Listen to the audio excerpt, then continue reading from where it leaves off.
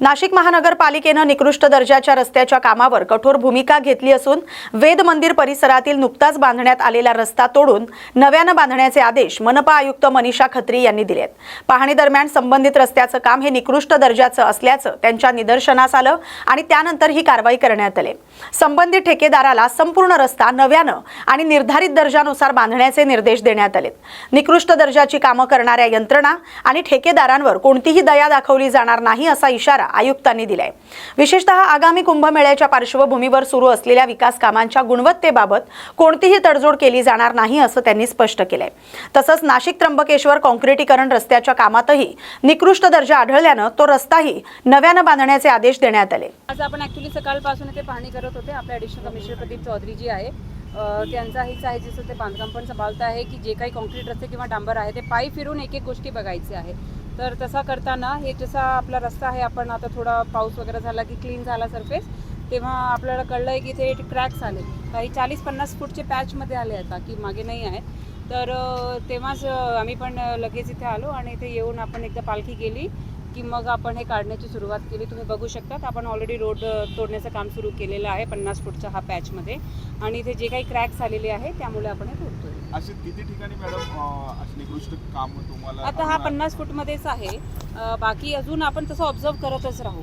कधी कधी जसं काल पण एक ठिकाणी पुढे आपण काम करत होते तिथे तर म्हणजे फ्रेशच ते DLC करत होते, पण त्याच्यात तेवढी क्वालिटी आम्हाला वाटत नव्हती, तर इमिजिएटली आम्ही काढायला लागला। असं आम्ही नेहमीच आमची एक्सरसाइज असतेच की जेव्हा आपण साईटवर करताना पण बऱ्याच वेळेस एक दिवस झाला असेल तरी आपण काढून घेतो, जर ते क्वालिटीचे नसेल परत करायला लावतो। इथे जे आहे इथे क्रॅक्स नंतर आले आहेत, मग आपण आता याला ते क्रॅक्स आलेले आहेत, तर नेमकं काय म्हणजे क्वालिटीमध्ये कुठेतरी तडजोड झाली आहे ठेकेदारांनी? नाही, त्यांच्याकडनं जे कोरची स्ट्रेंथ असते ते सगळी आहे, डेप्थ आहे जेवढी हे पाहिजे ते पण आहे, परंतु वर्कमॅनशिपची प्रॉब्लेम आहे की त्यांनी इथे प्रॉपर क्युरिंग केली नाही। ते 15 दिवसासाठी जे पर्यंत क्युरिंग झाली पाहिजे ती क्युरिंग न केल्यामुळे म्हणजे त्यांचा काहीच विषय नाही की त्यांनी मटेरियल नाही वापरला किंवा हे नाही, त्यांची चूक ही आहे की त्यांनी जे एकदम छोटी छोटी बारीक गोष्टीवर जे लक्ष ठेवलं पाहिजे ते नाही त्यांनी ठेवलं आहे, मग क्युरिंग केली नाही। क्युरिंगमुळे हे क्रॅक्स आले आहेत। अदरवाईज बाकी स्ट्रक्चरल हे होतं, पण ते आपण एक इंचाचा जरी क्रॅक असेल आपण ॲक्सेप्ट करणारच नाही, म्हणजे आपला तर हे एकदम क्लिअर आहे। पुणे जिल्ह्यातील भोर नगरपालिकेच्या सर्वसाधारण सभेत मोठा गोंधळ झाल्याचं पाहायला मिळालंय। सभेदरम्यान भाजप आणि राष्ट्रवादी काँग्रेसच्या नगरसेवकांमध्ये शाब्दिक वाद झाल्यानं काही काळ सभागृहातील वातावरण तापलं होतं। भाजपच्या उपनगराध्यक्ष जयश्री शिंदे यांनी नगराध्यक्ष रामचंद्र आवारे यांनी महिला नगरसेवकांना अपमानास्पद वागणूक दिल्याचा आरोप केलाय। या घटनेचा निषेध नोंदवत भाजपच्या नगरसेवकांनी सभागृहात जमिनीवर बसून आंदोलन केलंय। सर्वसाधारण सभा सुरू असताना दोन्ही पक्षाचे कार्यकर्ते आणि पत्रकार उपस्थित असल्यानं हा गोंधळ सर्वांसमोर घडला। दरम्यान संबंधित प्रकरणी नगराध्यक्षांनी जाहीर माफी मागावी अशी मागणी भाजप महिला नगरसेवकांनी केली आहे। भोर नगर परिषदेमध्ये सर्वसाधारण सभा आयोजित केलेली आहे आणि त्या नगर परिषदेच्या सभेला आम्ही सर्वजण गेलो असता काही याच्यामध्ये गैरप्रकार घडले।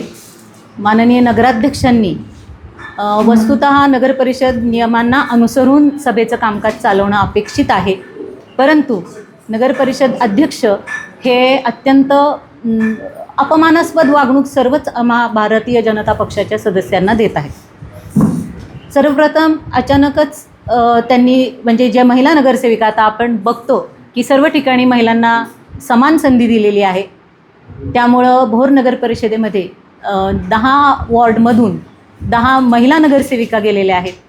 भारतीय जनता पक्षाने मला उपनगराध्यक्ष म्हणून एक महिला असूनही काम करण्याची संधी दिलेली आहे, तर सर्व ठिकाणी महिलांचा सन्मान आज आपण बघतो आहोत, परंतु भोर नगर परिषदेमध्ये मात्र उलटा कारभार दिसत आहे। महिला नगरसेविका आमच्या बोलायला उभ्या राहिल्या तर त्यांना खाली बस असंसदीय शब्द वापरून आणि असं दंबाजी करून त्यांचा आवाज दडपण्याचा प्रकार होतोय। त्यांना खाली बसा म्हटलं जाते, आमच्या नगरसेवकांना असंसदीय शब्द बसून बस रे अशा पद्धतीची आरेरावीची दमदाटीची भूमिका आणि ही नगराध्यक्षांनी घेतलेली आहे आणि सर्व भाजपच्या नगरसेवकांना काम करू द्यायचं नाही किंवा बोलू द्यायचं नाही असं थोडंसं त्यांचा हे आहे। हे महिलांविषयक त्यांचा जो अप्रोच आहे तो अतिशय चुकीचा आणि निंदनीय आहे आणि राज्य शासनाचं जे आपलं धोरण आहे महिला सबलीकरणाचं, सशक्तीकरणाचं, त्याचा पूर्ण त्यांनी त्याचा विपर्यास केलेला आहे आणि महिलांचा घोर असा महिला सदस्यांचा आमच्या घोर अपमान केलेला आहे.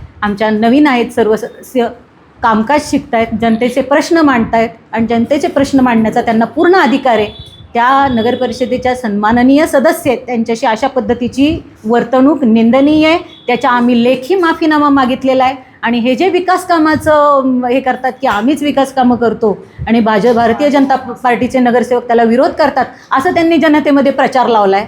त्यांनी कुठल्याही प्रकारे आम्हाला विश्वासात घेत नाही. आम्ही विकास कामांचे विषय दिले तर त्या संदर्भात नियमात तरतूद असून सुद्धा नियमाच्या अनुसरून मीटिंग आयोजित करत नाहीत. आमचे विषय सगळे त्याला अक्षता लावतात, वाटाण्याच्या अक्षता लावतात आणि त्यांना पाहिजे तसा मनमानी कारभार करतायत, बेकायदेशीर कामकाज करतायत आणि काळीमा फासलाय त्यांनी हे महिलांचा अपमान करून. या नगर परिषदेच्या इतिहासात ही आज आपली एवढी पुरातन अशी नगर परिषद आहे आणि याच्यामध्ये वारंवार महिला नगराध्यक्ष म्हणून महिलांनी इथं पदं भूषवलीत, अध्यक्ष म्हणून कामकाज चांगल्या पद्धतीने केलंय. आणि या बातमीसोबतच महाराष्ट्र बुलेटिनमध्ये आता इथेच थांबतोय. अशाच महत्त्वाच्या बातम्यांसाठी पाहत राहा न्यूज मराठी 24/7. नवा भारत, नवा विचार.